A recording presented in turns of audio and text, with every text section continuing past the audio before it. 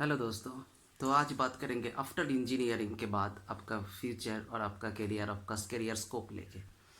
तो जनरली सबसे ज़्यादा इंजीनियर जो देश प्रोड्यूस करता है, जो देश उसमें मतलब आपका नंबर के हिसाब से इंडिया और चाइना फर्स्ट और सेकंड में आता है।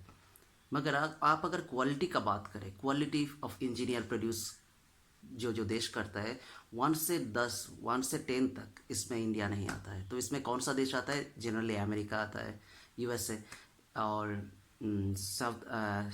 साउथ कोरिया, आपका जर्मन, जापान, इस टाइप का कुछ देश, इवन इंडोनेशिया में भी 1 से 10 में आता है तो क्वालिटी इंजीनियर प्रोड्यूस करने में। मगर अगर नंबर से आप देखते हो कि कौन ज़्यादा प्रोड्यूस करता है, तो इंडिया और चाइना आपका 1 और 2 में आता है।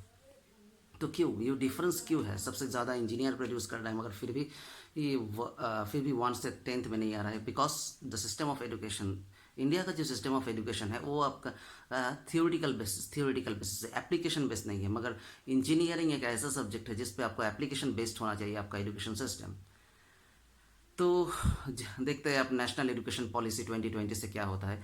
मगर जो बात है यहाँ पे, आफ्टर इंजीनियरिंग करने के बाद ज़्यादातर स्टूडेंट जो कंप्यूटर साइंस में है, जो आईटी में है, वो लोग को थोड़ा बड़ा जॉब मिल जाता है, प्रोग्रामिंग कोडिंग या आपका कॉल सेंटर में जॉब मिल जाता है। मगर सबसे ज़्यादा जॉब का क्राइसिस, जब सबसे ज़्यादा जॉब के लिए प्रॉब्लम रहता है मैकेनिकल सिविल डिपार्टमेंट को ज़्यादातर।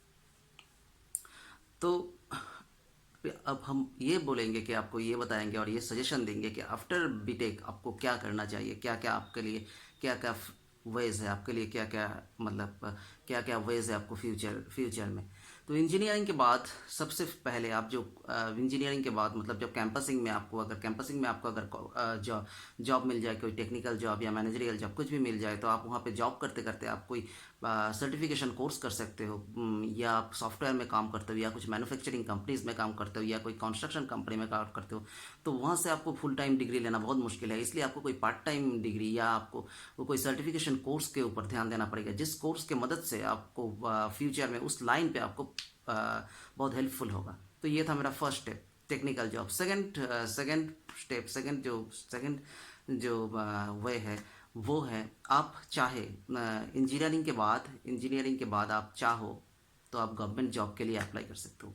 वैराइटीज़ ऑफ गवर्नमेंट जॉब है, जैसे कि रेलवे का वैकेंसी निकालते हैं, इंडिया पोस्ट का वैकेंसी निकालते हैं, या बहुत सारा पीएसयू कंपनी से जो गेट के थ्रू जाते हैं, स्पेशली फॉर इंजीनियर्स लोगों के लिए, या आईएएस में आप ट्राई कर सकते हो, या बैंक के पीओ क्लार्क में भी आप ट्राई कर सकते हो। तो बहुत सारा लाइन है आपका गवर्नमेंट जॉब के लिए। तो इस government job, state government, central government, बहुत सारा प्रोसेस है। तो इस प्रोसेस के माध्यम से आप गवर्नमेंट जॉब भी आप निकाल सकते हो। तो ये था मेरा सेकंड पॉइंट। थर्ड पॉइंट, अगर आप बोलते हो कि आफ्टर इंजीनियरिंग हम क्या करें, तो थर्ड पॉइंट जो आता है वो है आप एमटेक कर सकते हो। आप एमटेक करके आप एजुकेशन लाइन में जा सकते हो, आप टीचर बन सकते हो, आप असिस्टेंट प्रोफेसर बन सकते हो। एमटेक करने के लिए आपको गेट देना ज़रूरी है और एक गेट का एक स्कोर आपको चाहिए। ये था मेरा थर्ड वेस। नंबर फोर्थ वेस और फोर्थ ऑप्शन आपका आता है, फोर्थ ऑप्शन आपके हाथ में आता है, जो आप अगर एमबीए कर सकते हो। क्योंकि हर एक सक्सेसफुल इंजीनियर लाइफ में कभी ना कभी जाके मैनेजर बनेगा। तो आपका मैनेजरियल स्किल होना चाहिए, और आपके ऊपर, आपके बीटेक डिग्री के ऊपर अगर एक एमबीए जैसा डिग्री अगर एक आपके जुड़ जाए, तो आपका वैल्यू ही कुछ अलग हो जाएगा। जनरली बीटेक प्लस एमबीए हर कंपनी का फर्स्ट प्रेफरेबल रहता है। तो आप इस लाइन में भी ट्राई कर सकते हो। एमबीए करने के लिए आपको कैट देना पड़ता है, मैट देना पड़ता है, सी मैट देना पड़ता है, जी मैट देना पड़ता है। ये सब एग्ज़ाम के माध्यम से आपको एमबीए कॉलेज मिल जाएगा। मगर अगर एमबीए करना ही है तो कोई अच्छे कॉलेज से करो, ढंग के कॉलेज से करो, जैसे आईआईएम से कर सकते हो, या टॉप 10 20 20 स्कूल से आप कर सकते हो। क्योंकि यहाँ वहाँ से जहाँ से भी कर लो तो आपको उतना वैल्यू नहीं मिलेगा जितना वैल्यू इसको मिल रहा है। तो आप एक चीज़ हर वक्त याद रखिएगा, जहाँ पे इंटर होने में प्रॉब्लम होता है, वो सबसे अच्छा जगह होता है। क्योंकि आईआईएम में आपको इंटर होने के लिए कैट देना पड़ता है, बहुत टफ एग्ज़ाम है। तो आप करो तो आईआईएम से करो तो B school, top 10 B school से करो। इस टाइप का कुछ टायर 1 कॉलेजेस जो है उससे करो।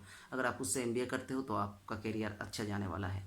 नंबर 5 ऑप्शन, आप एमएस कर सकते हो। एमएस कैसे कर सकते हो? एमएस मतलब आप फॉरेन में जाके आप मास्टर डिग्री कर सकते हो। एमएस कैसे कर सकते हो? एमएस जीआरई के थ्रू कर सकते हो, या आप जीआरई, टॉफल, जीआरई टॉफल, ये सब एग्ज़ाम होता है उन देश में जाने के, उन देश में पढ़ने के लिए, स्कॉलरशिप मिलने के लिए, एमएस करने के लिए ये सब एग्ज़ाम होता है। तो आप अगर ये सब एग्ज़ाम अपियर करते हो तो उसके बाद आप फ़ॉरेन में यूनिवर्सिटी में अप्लाई कर सकते हो। मगर फ़ॉरेन में कुछ भी यूनिवर्सिटी में मत अप्लाई कीजिए, क्योंकि फ़ॉरेन में भी बहुत सारा नॉर्मल यूनिवर्सिटीज़ है। आप अगर अप्लाई करते हो तो स्टैनफोर्ड, इस टाइप का कुछ यूनिवर्सिटीज़ है जिसमें आप अप्लाई कर सकते हो, जहाँ से आपका अगर डिग्री मिलेगा, कुछ भी आपका अगर एमएस डिग्री, मतलब एमएस डिग्री आपका अगर मिलेगा तो वो डिग्री का वैल्यू कुछ अलग ही रहेगा। मतलब आपको जॉब मिलने में बहुत आसान हो जाएगा, क्योंकि आप अगर कोई भी इंस्टीट्यूट से जहाँ पे आपको इंटर होने के लिए एग्ज़ाम नहीं देना पड़ता है फॉरेन में, ऐसे इंस्टीट्यूट से आप मत कीजिए।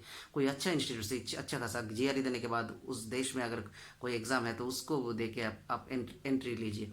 क्योंकि कोई भी आप इंस्टीट्यूट से मत कीजिए। स्टैनफोर्ड जैसा कुछ यूनिवर्सिटीज़, एमआईटी जैसा यूनिवर्सिटी है, ऐसा बहुत फेमस कुछ यूनिवर्सिटीज़ या कॉलेजेस है, वहाँ से आप अगर एमएस करते हो तो आपका करियर में ये एक बूस्ट आने वाला है।